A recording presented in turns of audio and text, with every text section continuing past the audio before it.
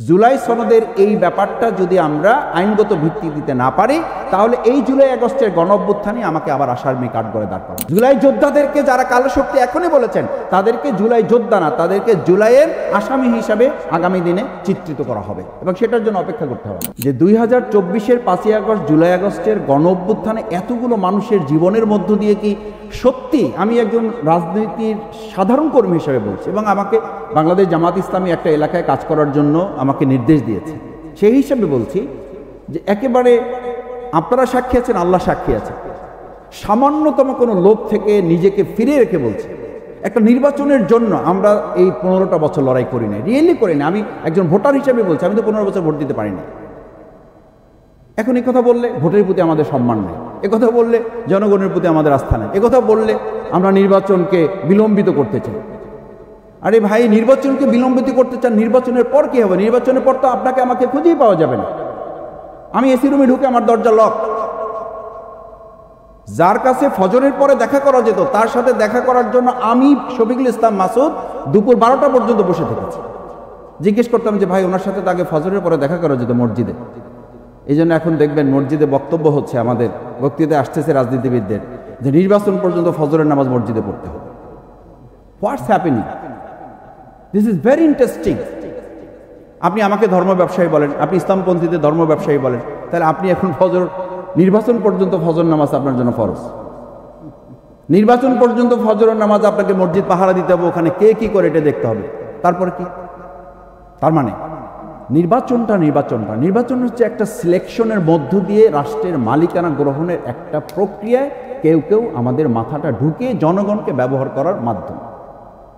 This is very simple. এটা কোনো গবেষণা দরকার। আপনি সিম্পল একজন সম্মানিত রিক্সাওয়ালাকে জিজ্ঞেস করেন, একই কথা বলবে যে ভাই এখন সকাল বিকাল সালাম পাচ্ছি, কে যে সালাম দিচ্ছে বুঝতেও পারতেছি না, জবাব নেওয়ার সময় পাচ্ছি না। তার মানে পরে বলছি যে পরে হচ্ছে এই সালাম দেওয়া লোকগুলোই কয়দিন পরে আমার ইজ্জত, আমার সম্মান বলবে, এই খালি আমাকে রিক্সাওয়ালাও ডাকে না, এই খালি এদিকে আসো। ওঠার পরে আমাকে দাম জিজ্ঞেস করে না, বললাম স্যার দামটা বলে না। সরি, আমি বলছি যে একেবারে সিম্পল ইস্যু কিন্তু এগুলো, দামটা বলে না। বলছে দাম আবার বলবো কি, চলো আগে, এত কথা বলতে হয় কেন? মানে এই সালাম দেওয়া লোকটাই যে এই 5 মাস, এই 3 মাস 4 মাস সালাম দিয়েছে, কারণ বক্তব্য হচ্ছে 5 মাস আপনার খেদমত করব, 5 বছর আপনি আমার খেদমত করবেন, ভাগ করে নিয়েছে আমি। সুতরাং এই 5 মাস আপনি দেরি করতে যাবেন কেন? এই 5 মাস আপনি কষ্ট করতে যাবেন কেন? সেই জন্য তাড়াহুড়া প্রবলেম। আমি যত দ্রুত পারা যায় তত যেন আমি এসি রুমে ঢুকতে পারি, তত যেন আমি একটা গাড়ির মালিক হয়ে যেতে পারি, তত যেন আমি সংসদের একটা পতাকা নিয়ে নিতে পারি। এটার প্রতিযোগিতা, এই কম্পিটিশন। ফেসিবাদী রাষ্ট্রের ক্যারেক্টারটা, নেচারটা হচ্ছে আপনি কোনোভাবে মালিকানাটা গ্রহণ করে জনগণকে দাসে পরিণত করেন। দেশ স্বাধীনের 53 বছরে আমাদের এর চেয়ে খুব ভালো শ্রেণীর ব্যতিক্রম কিছু ছাড়া দেখার সুযোগ আমাদের হয়নি। নাম্বার 2, ফেসিবাদী রাষ্ট্রে নির্বাচন ব্যবস্থা কি হয়? নির্বাচন ব্যবস্থা হয় জনগণের মতের বা চিন্তার প্রতিফলন হয় না, প্রতিফলন হয় কিছু সংখ্যক ব্যক্তি। আমাদেরকে বলা হয় এলাকায় যে ভাই, ম্যান টু ম্যান গিয়ে লাভ হবে না, পকেট আইডেন্টিফাই করে। তারপর কি হবে? পকেট আইডেন্টিফাই করে এখন টাকা খরচ করেন না। কত নির্লজ্জ একটা জাতি হিসাবে আমি জাতিকে, গোটা জাতিকে মেনশন করছি না। আমরা 15 বছর সমাজ কল্যাণ, সোশ্যাল ওয়েলফেয়ার, মানুষের চিকিৎসা, আপনি এলাকায় গিয়ে দেখবেন মানুষের কত কষ্ট, কত সমস্যা। একটা পরিবার 15 বছর ধরে মাস্টার্স পাস করে বসে আছে, একটা পরিবারে 2টা ছেলে, তার কোনো চাকরি নেই। চাকরির জন্য কি করতে হবে? কোনো একজন নেতার সুপারিশ লাগবে। এখন আমরা সুপারিশ দিচ্ছি, আমার কাছে সুপারিশের জন্য আসছে, আমার মতো মানুষের কাছে সুপারিশ জন্য। আমি বললাম আমার সুপারিশে কোনো চাকরি হবে আপনি জানেন? বলছে হ্যাঁ, ওনারা বলেছে, ওনার সিগনেচার নিয়ে আসেন, তাহলে আমরা চাকরি দিয়ে দেবো।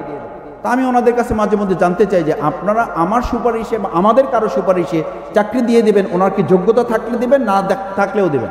বলছে মাসুদ ভাই, আমরা এটাতে অভ্যস্ত হয়ে গেছি, এরপর যদি কোনো অন্যায় করে তাহলে আমি বলতে পারবো যে এটা অমুকের সুপারিশ হয়েছে, আমার কোনো দায়বদ্ধতা নেই। দায়বদ্ধতাটা আমার ঘাড়ে, বন্দুকটা আমার ঘাড়ে রাখাটা হচ্ছে আমাদের আমলাতন্ত্রের একটা উল্লেখযোগ্য অংশের মানসিকতা। সেই জন্য সুপারিশ আপনাকে খুব সম্মান করে ব্যাপারটা তা না। আপনার যে সুপারিশটা, এটার অর্থ এইটা নয় রাজনীতিবিদকে উনি খুব সম্মান করেন। এটার অর্থ হলো কোনো অকারেন্স করলে ওটা তার কাছে স্ক্রিন প্রিন্ট করা আছে, দেখাই দিবে দিচ্ছেন। এখন ওই যে আমাদের সিইসি উনি বলছেন যে উনি কল রেকর্ড ফাঁসের ভয়ে কথা বলতে চান, তাহলে আমাদের কথা বলা বন্ধ করে দিতে হবে সবাই। কথা বল, কল রেকর্ড ফাঁস তো আমারও হয়ে যাবে। তা আপনি এমন কথা কেন বলবেন যে কল রেকর্ড ফাঁস হয়ে গেলে আপনি ভয় পান? তাহলে কথাই যদি না বলেন তাহলে আপনি ইলেকশন পরিচালনা করবেন কিভাবে? আর এমন কথা বলার ভয় আপনার মধ্যে কেন থাকবে যেই কথার মধ্য দিয়ে আপনি ভয় পান, যে কথা ফাঁস হয়ে গেলে আপনি বিপদে পড়বেন? তার মানে তো সামথিং রং। আপনি এমন কথা কখনো অফলাইনে বলেন যে কথাগুলো রাষ্ট্রের জন্য সুন্দর নয়, যে কথাগুলো রাষ্ট্রের জন্য ইতিবাচক নয়। এই সন্দেহ তো এখন জাতির মধ্যে তৈরি হতে পারে। আমি এমন কথা ফোনে বলতে ভয় পাই যেই কথা আমি অফলাইনে বলতে পারি, তার মানে তো আমার মধ্যে কিছু দুশ্চিন্তা আছে, তার মধ্যে আমার মধ্যে কিছু নেতিবাচক ব্যাপার আছে। আমি যদি যে কথা মানুষের সামনে বলতে পারবো না, আমাদের প্রিয় নবী রাসূল করিম সাল্লাল্লাহু আলাইহি সাল্লামকে আদর্শ নেতা বলা হয় কেন? উনি পাবলিকলি যা ছিলেন উনি প্রাইভেটলি তাই ছিলেন, উনি ফোকাসলি যা ছিলেন উনি আনসিনে তাই ছিলেন, উনি সিনসিয়ারলি যা ছিলেন উনি সিক্রেটলি তাই ছিলেন। This is character, this is ideology. তা আমাদের বর্তমান নির্বাচন কমিশন যদি খুব ভালো অবস্থা বুঝাতে গিয়ে এটা বলেন যে আমি কথা বলছি না, ফোনে কারো রিসিভ করছি না, ফোন দুর্নাম আছে, এই জন্য যে কল রেকর্ড ফাঁস হয়ে যাবে। তো কল রেকর্ড ফাঁস হয়ে গেলেও যাতে কথাটা জাতি জানতে পারে এবং তার মধ্যে জাতি উপকৃত হয়, সেরকম কথাই তো আমার বলা উচিত। এই জন্য ইলেকশনটা হচ্ছে ফ্যাসিবাদী রাষ্ট্র ব্যবস্থায় আমাদের প্রথম থেকে দেখেন 2024-এর জুলাই আগস্টের গণঅভ্যুত্থান পরবর্তী আমাদের 3টা মৌলিক বিষয় ছিল। নাম্বার 1 ছিল বিচার। এই বিচারে আমরা মৌলিকভাবে তেমন কোনো অগ্রগতি নিয়ে আসতে পারি নাই। ফলশ্রুতিতে এখন আমাদের টেনশন, রাস্তায় কারা বের হচ্ছে, উস্কানি দেওয়া হচ্ছে যে অমুকে তাদেরকে ঠেকাচ্ছে, অমুকে তাদেরকে ঠেকাচ্ছে না। আবার যখন কেউ ঠেকাতে যাচ্ছে তখন আমরাই বলছি আইন হাতে তুলে নেওয়া হচ্ছে। কেন কেন ভাই? আমার ঠেকানোর দায়িত্ব আমাকে নিতে হবে কেন? জামাত ইসলামী ছাত্র শিবির যখন রাজপথে মিছিল করেছে তখন তো আমরা বলেছি আমাদেরকে ঠেকানোর দায়িত্ব তো প্রশাসনের, আমাদেরকে ঠেকানোর দায়িত্ব পাবলিক নেবে কেন? পাবলিকের সাথে আমাদেরকে মুখোমুখি সংঘর্ষ বাঁধিয়ে দেওয়া হবে কেন? তাহলে আজকে যারা রাজপথে অন্যায়ভাবে নিষিদ্ধ হওয়ার পর, জামাত ইসলামী ছাত্র শিবির তো নিষিদ্ধ ছিল না, তারপরে তো আমাদের মিছিল শুরু হওয়ার আগেই লোকেরা বুঝতে পারতো, ওখানে পুলিশ, র্যাব, গোয়েন্দা সংস্থা এমনভাবে হাজির হয়ে যেত, দোকান, রিক্সাওয়ালা যারা ছিলেন আশেপাশে বলতেন যে এখানে কি ভাই জামাত শিবিরের মিছিল হবে নাকি? তো ওনারা বলতেন যে একটা সম্ভাবনা আছে, সেই জন্য আমরা এখানে 200 লোক নিয়োগ করছি। সেই প্রশাসন কোথায়? জামাত ইসলামী ছাত্র শিবির তো নিষিদ্ধ ছিল না, তাদের প্রোগ্রাম হইতে পারে সন্দেহ করে 500 প্রশাসন নিয়োগ করতেন, আর এখন 30 জন একটা মিছিল করে চলে যাচ্ছে। কোথায় প্রশাসন? কেন আজকে বলা হচ্ছে অমুক দল তাদেরকে মোকাবেলা করছে, অমুক দল মোকাবেলা করছে না? একটা দলকে মোকাবেলা করার জন্য একটা দল তো যথেষ্ট নয়, সে দেশে প্রশাসন আছে। এর অর্থ হচ্ছে আমরা বিচারটাকে যথাযথভাবে করতে পারি না। আজকে পাহাড়ে কেন ওটা হচ্ছে? আমি যদি বলি যে আমাদের গোপালগঞ্জে একটা দল প্রোগ্রাম করতে পারলো না, আমরা নিয়ন্ত্রণ করতে গোটা রাষ্ট্রকে সেখানে ইনভলভ হতে হয়েছে।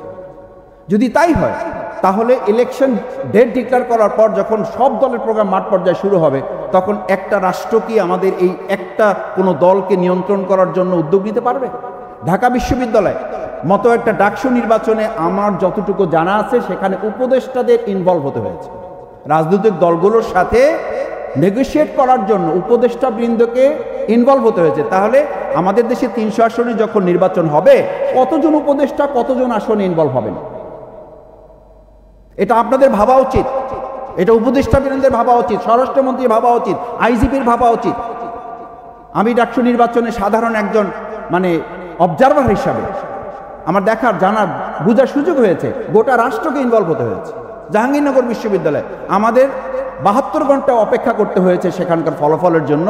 তার একটা নির্বাচন বিশ্ববিদ্যালয়ের সচেতন শিক্ষকবৃন্দ যারা নির্বাচন পরিচালনা করেছেন তার জন্য যদি 72 ঘন্টা অপেক্ষা করতে হয় এবং তার মাঝখানে যদি আর অনেক কথা আমাদেরকে শুনতে হয়, তাহলে আমার 300 আসনের নির্বাচনের রেজাল্ট পেতে কত ঘন্টা অপেক্ষা করতে হবে? রাজশাহী বিশ্ববিদ্যালয়ে যদি একটা মব সৃষ্টি করে কেউ কেউ সেখানে একটা দাবি আদায়ের নামে বিশ্ববিদ্যালয়ের নির্বাচন পিছিয়ে দিতে পারে, তাহলে তো আমি ধরে নেব আমার নির্বাচন ডিক্লেয়ার হওয়ার পর যখন লেভেল প্লেইং ফিল্ড হবে, নিশ্চিত হবে, তখন আমার কারো পছন্দ না হলে আমরা একটা মব সৃষ্টি করে আমার নির্বাচনের ডেট আমরা পিছিয়ে দেওয়ার দাবি তুলব। আমরা পারছি না তো। এই যে ফ্যাসিবাদী রাষ্ট্র ব্যবস্থার দর্শন, পরিকল্পনা, চিন্তা, ক্যারেক্টার, হ্যাবিট, নেচার, এগুলো আমাদের যখন পরিবর্তন হয় নাই, তখন শুধুমাত্র নির্বাচন কমিশন ইজ নট এনাফ। শুধু law enforcement law is not enough. এটার জন্য সাধারণ মানুষ হিসাবে আমাদের রাজনীতিবিদ যারা আছেন, রাজনৈতিক দল যারা আছেন, তাদেরকেও এই সমস্ত ব্যাপারে সচেতনতার সাথে 3S ফর্মুলা মেনটেন করা দরকার। 3S ফর্মুলা আমাদের মেনটেন করতে না পারলে এই যত আলোচনা আমরা করি খুব একটা ফল পাওয়া যাবে বলে আমার মনে হয় না। আমরা কি তাহলে হতাশ? হতাশ না। হতাশ না এই অর্থে যে আসার দুটো দিক আছে। নাম্বার 1 হচ্ছে মানুষের মধ্যে একটা চিন্তা ডেভেলপ করেছে যে কেউ ফেসিবাদী আচরণ করে শেখ হাসিনার মতো লোক টিকতে পারে নাই, ভবিষ্যতে আর কেউ টিকতে পারবে না। যদি টিকতে না পারে তাহলে আমার বক্তব্য হচ্ছে এইটা আসার দিক। এর সাথে আমার হতাশা হচ্ছে যে আমরা কি আবার আবু সাঈদের মতো জীবন দিতে হবে এই ছেলেগুলোকে, আবার মুগ্ধের মতো ছেলেগুলোকে জীবন দিতে হবে। নাম্বার 2 হচ্ছে আসার দিক যে আমাদের এই জেনজি জেনারেশন যাদেরকে বলি, এরপরে এখন জেনারেশন দিকে আরও ডেভেলপ করেছে, আলফা জেনারেশন চলে আসছে। তারা বলতেছে এখন আবু সাঈদ মুগ্ধের মতো আমরা জীবন দেব না, তার আগেই ফেসিবাদের ঘাড় মটকে দেব। এবং সেই ঘাড় মটকে দেওয়ার জন্য আপনারা এখানে যারা আছেন, আপনাদের এই সোশ্যাল মিডিয়াটা এটা হচ্ছে ঘাড় মটকাবার একটা গুরুত্বপূর্ণ মাধ্যম। মটকে দিচ্ছেন, কথা বলছেন, কিছুক্ষণ পরে উনি নাই। কেন নাই? আপনাদের এই মানে যথেষ্ট সামাজিক যোগাযোগ মাধ্যমের সচেতন ভূমিকা, কিছু ক্ষেত্রে নেতিবাচক দিক আছে, কিন্তু যথেষ্ট সচেতন ভূমিকা। এবং শেখ হাসিনাও কিন্তু এটা বলেছিল যে আমাকে মাঠে পরাজিত করা হয়েছে 5ই আগস্ট, তার আগে আমাকে সামাজিক যোগাযোগ মাধ্যম পরাজিত করেছে জুলাইয়ের আগে। আমি মিডিয়ার কাছে মানে সামাজিক যোগাযোগ মাধ্যমে আমি পরাজিত হয়েছে জুলাইয়ের আগে, তারপরে 5 তারিখে এটা ডিক্লারেশন হয়েছে। সুতরাং সেই জায়গাটা কিন্তু আমাদের আছে। সেই জন্য 3S ফর্মুলাটা হচ্ছে যে আমাদের জাতি হিসাবে যারা যে যেখানে আছে, ফার্স্ট থিং আমাদেরকে সিনসিয়ারলি এই স্টেটটা পরিচালনায় নিজেদেরকে ইনভলভ করতে হবে। সেখানে যেন আমাদের দেশপ্রেমটা থাকে। সেখানে খাগড়াছড়ির মতো একটা জায়গায় দেখেন যারা ধর্ষণ করেছে তাদের সাথে কোনো মুসলমান নাই, অথচ হামলা হচ্ছে কোথায়? মসজিদে। কেন মসজিদে হামলা করছেন কেন? আর মসজিদে শুধু হামলা করে তো কোনো সমাধান নেই।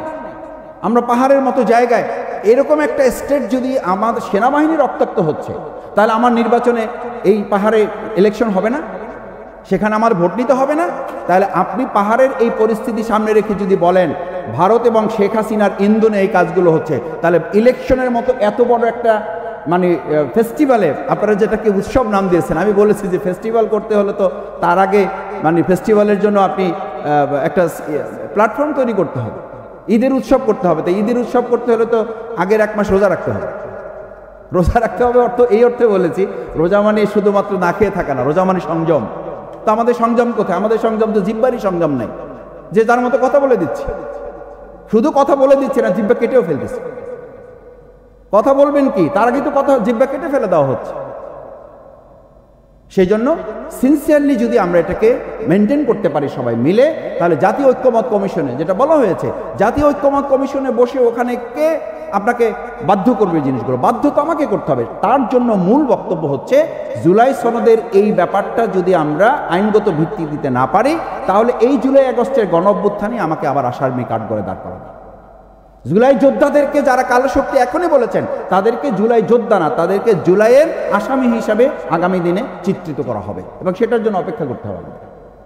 আজকে যদি ভারতের কথা আমরা বলি যে ভারত এবং শেখ হাসিনা এই পাহাড়ে অশান্তি সৃষ্টি করছে, তো সেই ভারত এবং শেখ হাসিনা তো আমাদের নির্বাচন অশান্তি সৃষ্টি করবে, সেটা মাথায় রেখেই তো আমাদের ইলেকশনের জন্য সামনের দিকে আগাতে হবে সিনসিয়ারলি। নাম্বার 2 হচ্ছে সিরিয়াসলি। আমরা যদি সিরিয়াসলি নিজেদেরকে নিতে পারি যে না, আমরা দেশ এবং জাতির প্রশ্নে সবাই কাঁধে কাঁধ মিলিয়ে কাজ করতে চাই, এরপরে আমাদের প্রতিযোগিতা থাকবে, প্রতিহিংসা থাকবে না। আমাদের প্রতিযোগিতা থাকবে, আমাদের প্রতিদ্বন্দ্বিতা থাকবে না। আমরা এলাকায় সমাজের কল্যাণে মানুষের জন্য এখন কাজ করছি। আমাদেরকে কেউ কেউ পরামর্শ দিচ্ছেন, মাসুদ ভাই এত আগে টাকা খরচ করে লাভ নেই। আমরা টাকা তো খরচ করছি না, এটা একজন মানুষের চিকিৎসার ব্যাপার, তার চিকিৎসার জন্য আমরা খরচ দিচ্ছি। এটা একজন মানুষের আত্মকর্মসংস্থানের ব্যাপার, সেটার জন্য আমরা তার জন্য 15 বছর 20 বছর ধরে কাজ করতেছি। বলছি এই টাকা এগুলো ইসের মতো, কর্পূরের মতো, ওনাদের ভাষায় বলছি, এগুলো কর্পূরের মতো উড়ে যাবে। টাকা দিবেন নির্বাচনের আগের দিন। আপনি ভাবছেন এটা আমার নিজের মুখের বানানো কথা? আপনারা সাংবাদিক বৃন্দ, সচেতন সুধীবৃন্দ আছেন, আপনারা প্রত্যেক এলাকায় আপনি দেখেন যে এটার জন্য ওয়েট করে আছেন। আসুন, নাম্বার 3 হচ্ছে আমাদের সিক্রেটলি, অর্থাৎ কে কি কোথায় কি করতেছি, এটা যত বেশি আমরা ফোকাস করব, তার চেয়ে অভ্যন্তরীণ আলোচনার মাধ্যমে নিজেরা নিজেদের মধ্যে আলোচনার মাধ্যমে নিজেরা বসে এই দেশটা আমাদের, সুতরাং আমরা সবাই মিলে দেশটাকে কাজ করব। এই দেশটা আমাদের, আমরা কেউ মালিক হতে যাব না, আমরা কাউকে দাসও বানাবো না। এই দেশের মালিকানাটা জনগণের হাতে আমরা ফিরিয়ে দেওয়ার মতো একটা ইলেকশনের মাইন্ড সেট আপ যদি করা যায়, তাহলে এই যে আজকে ফ্যাসিস্ট রাষ্ট্র ব্যবস্থা ও নির্বাচন, এটার একটা সলিউশন বের করা সম্ভব যদি আমরা দেশের জনগণকে মালিক বনে নিতে পারি, তাদেরকে মালিক হিসাবে চিত্রায়িত করতে পারি। সবাইকে অনেক ধন্যবাদ।